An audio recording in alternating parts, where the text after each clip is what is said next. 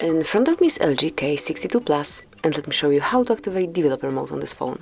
So first of all, just open the settings, then find and select System, and here click on About Phone. Now enter software info right here, and you will notice build number, sorry, not baseband version, build number right here. Tap on it 7 times, and as you can see, from now on you are a developer. Now just let's go back.